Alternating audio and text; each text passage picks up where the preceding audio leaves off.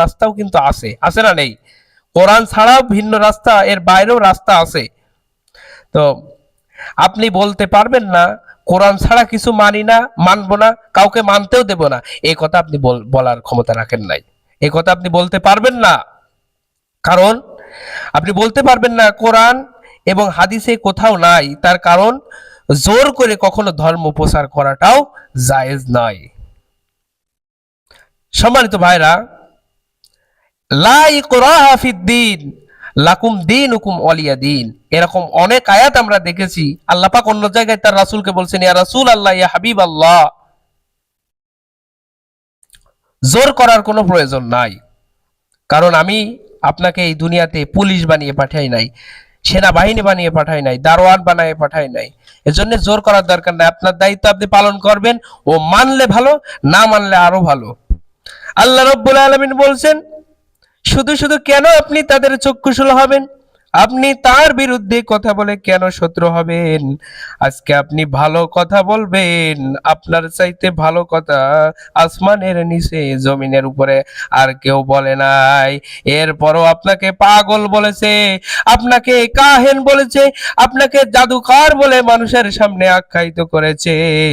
যুদ্ধ করে যদি ইসলাম জয় করা যেত, তাহলে আপনার চাইতে বেশি শক্তিশালী যোদ্ধা আসমানের নিচে জমিনের উপরে আশরাফুল মাখলুকাতের মধ্যে আমি আল্লাহ রাব্বুল আলামিন আর কাউকে দেই নাই।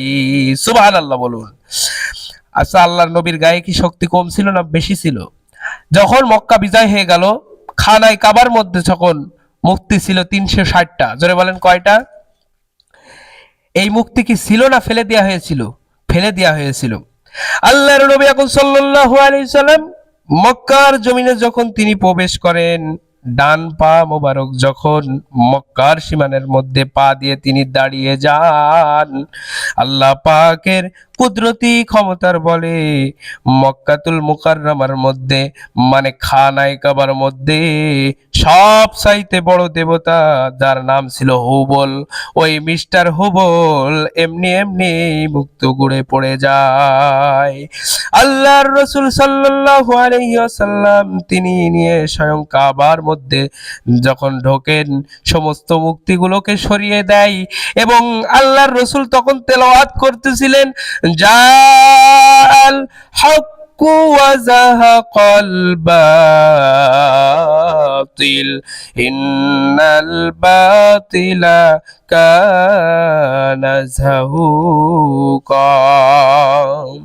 আল্লাহ রাব্বুল আলামিন বলেন, ইয়া রাসূলুল্লাহ, ইয়া হাবিবাল্লাহ, আপনি ওখানে গিয়ে বলুন, ওয়াকুল জাআল হক ওয়া যাহাকাল বাতিল, হক এসে গেছে, ইসলাম এসে গেছে। হক হলো নবী, হক হলো কোরআন, হক হলো ইসলাম। এই কোরআন ইসলাম নবী যে মানবে, আল্লাহর কসম করে বলি ও কখনো মূর্তি বানাতে পারবে না। তুমি কয় নম্বর মুসলমান ওটা হয়তো আমি হিসাব দিতে পারবো না, কারণ কারণ ক্যালকুলেটরের ডিজিটার মধ্যে তোমার সংখ্যা নাই। কথা বলুন ঠিক কিনা?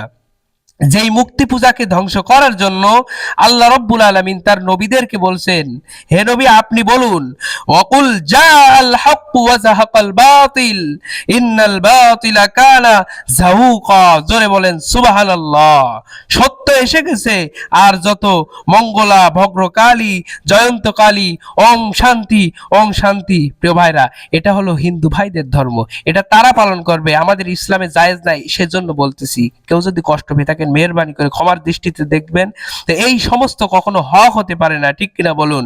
সম্মানিত ভাইরা, আল্লাহ পাক রাব্বুল আলামিন আমাদেরকে বলছেন যে তোমরা এমন কাউকে ইবাদত কেন করবে যে তার নিজের কল্যাণ করতে পারে না, যে তোমাদের কল্যাণ করতে পারে না। যদি সে পিপাসার্ত হয়, জিন্দেগিতে বন্দিগি করে কান্নাকাটি করে ও শেষ হয়ে যাবে, ও জায়গায় স্টক করবে, তারপরও কোনোদিন এক গ্লাস পানি সে খাইতে পারবে না। কথা বলুন ঠিক কিনা? সম্মানিত ভাইরা আমার, ওই জনপদার্থ কখনো মানুষের কল্যাণ দিতে পারে না। জোরে বলেন পারে না কি পারে না? প্রিয় ভাইরা আমার, অথচ সেই জড় পদার্থের পূজাকে মানুষ করে কি করে না?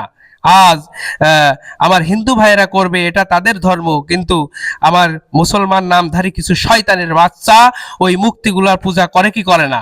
প্রিয় ভাইরা, আজকে সারা বাংলার জমিন, এখানে কোরআনের জমিন, ইসলামের জমিন, কিন্তু রাস্তার মোড়ে মোড়ে যেই মূর্তিগুলোর পূজা দাঁড়িয়ে করা হয়, এটাও হলো এক প্রকারের অঘোষিত শিরকের মধ্যে মানুষকে নিয়ে যাওয়া। কথা বলেন ঠিক কিনা? এখন আল্লাহর হাবিব সাল্লাল্লাহু আলাইহি ওয়াসাল্লাম যখন তিনি প্রথমে এসে ওনার হাতের লাঠিটা সবচাইতে বড় মাল, দেবতা, হ্যাঁ, ওই ওই মালের গলায় এইরকম করে নিয়ে হেইয়ো যখন টান মেরেছে, সঙ্গে সঙ্গে সাহাবাই কেরাম সবগুলোকে ভেঙে চূর্ণ বিচূর্ণ করে একেবারে উপসারণ করে দিল। ঠিক কিনা বলেন? এখন উপরে আছে একটা ছোট্ট মূর্তি, ওই মুক্তিটা পড়ার জন্য আমার নবী, বিশ্ব নবী মুহাম্মদুর রাসূলুল্লাহ সাল্লাল্লাহু